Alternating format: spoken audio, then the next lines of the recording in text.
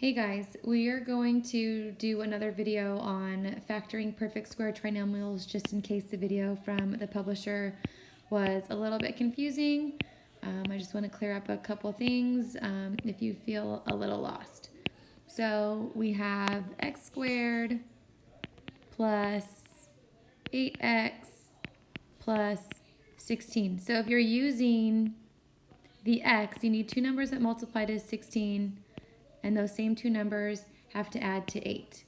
So if you get the same numbers, that means that this was a perfect square trinomial. So it's x plus 4 times x plus 4, or x plus 4 squared. So when I notice that there's a perfect square trinomial without having to do all of that, or all of the x, because sometimes you can just notice them. What I like to do is just take the square root of 16. So the square root of 16 is 4. And I know that 4 times 2 is 8. So I know that my answer is x plus 4 squared. And you're probably wondering, what does she mean by 4 times 2 is 8? So remember, perfect square trinomials follow the a squared plus 2ab plus b squared format. So let's compare this to our trinomial that we had above, x squared plus 8x plus 16. There's no coefficient in front of the x squared, so when there's no number there, we know that it's a 1. And I know that this 8x is made up of 2 times 1 times whatever the b is. So if you look at b squared, I know that it's 16. So the opposite of squaring a number is taking the square root. So the square root of 16 is going to be 4 squared, which means my b is equal to 4. So then you can take that number and plug it in. So 2 times 1 times 4 does give us 8.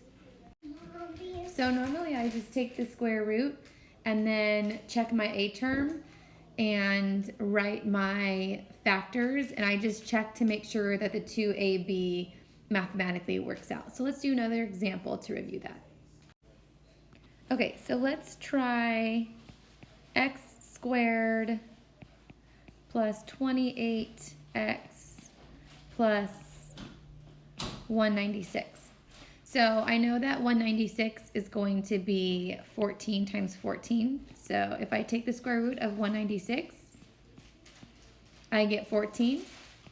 My coefficient of a is 1, so I know that this number has to be 2 times 1 times my b, which is 14, so everything works out. So I know my answer is going to be x plus 14 squared. So this next example is going to have a coefficient.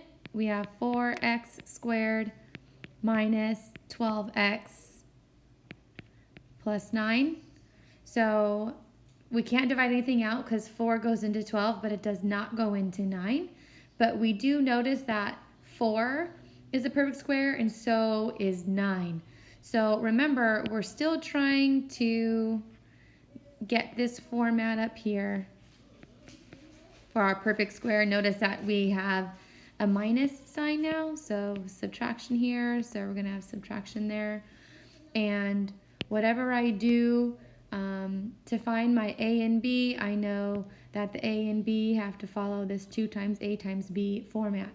So let's just do what we've been doing. Let's take the square root of 4x squared and the square root of 9. So the square root of 4x squared is 2x, and the square root of 9 is 3. This would mean that your a was equal to 2x and your b is equal to 3. So my 2ab has to equal to negative 12, which it would be 2 times 2x times 3. So 2 times 2x is 4x. 4x times 3 is 12, so it checks out.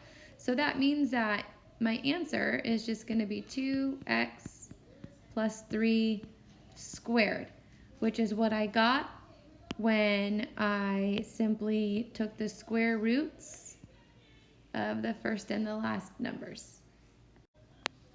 Let's try another example. Let's do 36x squared plus 84x plus 49.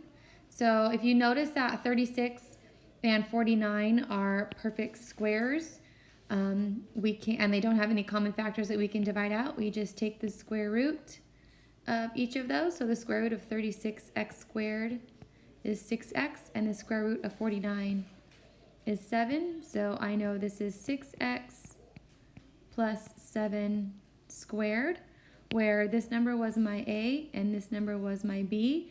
So if I check the middle term, 2 times 6x times 7, I get 12 times 7, which equals 84x, which is the term that I had at the top. So this last example is just a tad bit different because it requires a little bit extra thinking here. So 9 is a perfect square and 36 is a perfect square. So if I take the square root of those, I get 3x and 6. But notice 3x and 6, something can be divided out of that. So it's not going to be fully simplified. So if I write 3x plus 6 squared, that binomial factor is not fully simplified. So we can factor out something else. So if this happens, you want to go back up and you want to see if this first coefficient, if your A term, will go into the other terms.